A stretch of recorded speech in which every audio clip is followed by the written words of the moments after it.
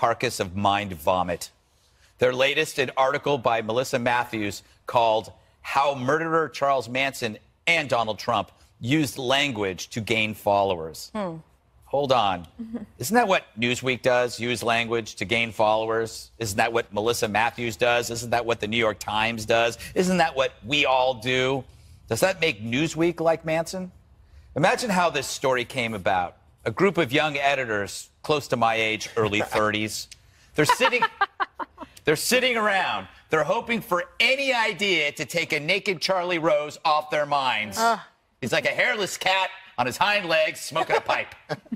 Now, they know they're one paycheck away from opening a cat-sitting business in Brooklyn.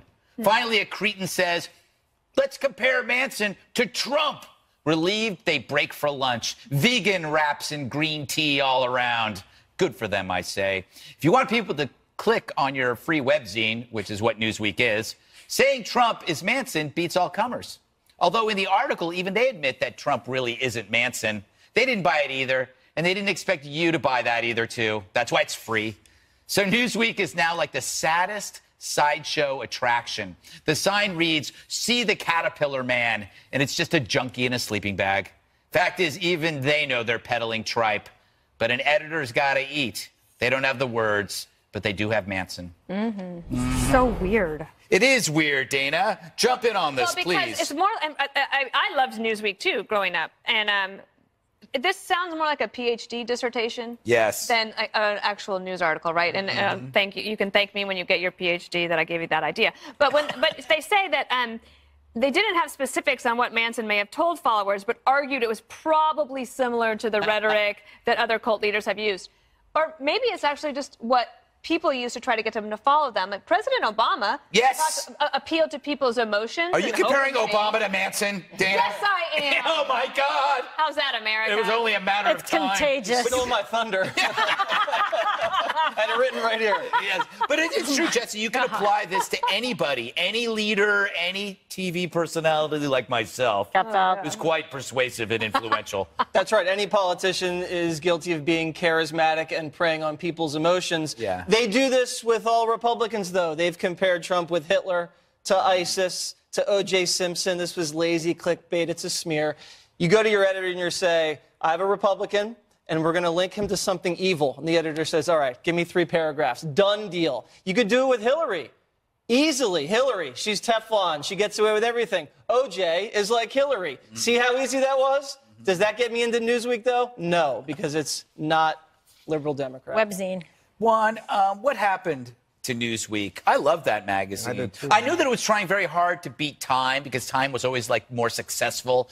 But I always liked the little brother. True. That Newsweek was always the little brother to Time. underdog. And then there was the creepy U.S. News and World Report that you didn't know what it was. It was like the real boring version of. It was like the boring third brother. It was Jan Brady. Terrible graphics. It's Jan Brady. Greg Brady was Time, and Peter was Newsweek. Explain my thoughts. Wow. Well, you could just have like best colleges in the universe, right? Yes. And that's become U.S. Yes. News. That was good. But Newsweek, I don't know what's going on there. But I will say this. I mean, you guys just basically break it down as partisan attack on President Trump.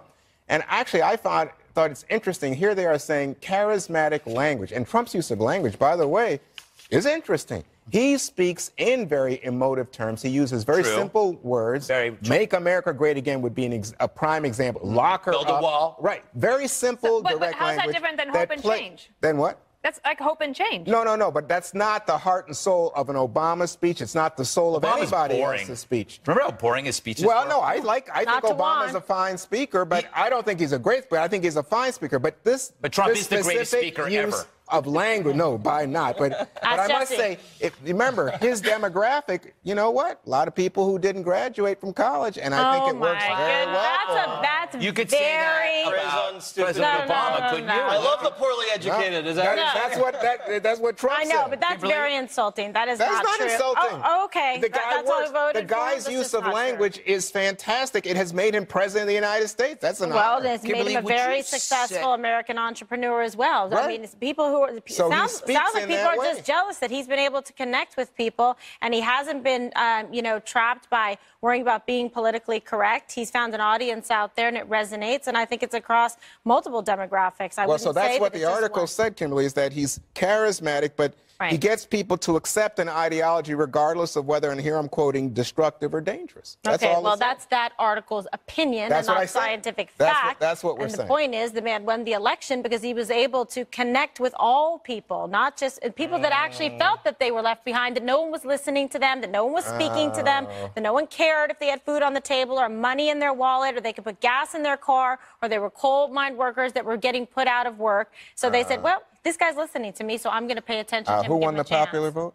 Who's president of the United States? Here we go again. That's like saying the So did Al football team got the most yards. So did Al Gore. Look at this. Years later, with regret, an admission. Al Gore So should be you president. and Obviously, Hillary he won the can co-author a book. I'm comparing you to Yeah. ISIS. ISIS. If you could compare. Juan Williams and Hillary Yeah, you don't wanna Clinton, they take can it serious. co-author a book. We still don't know what happened. That's right.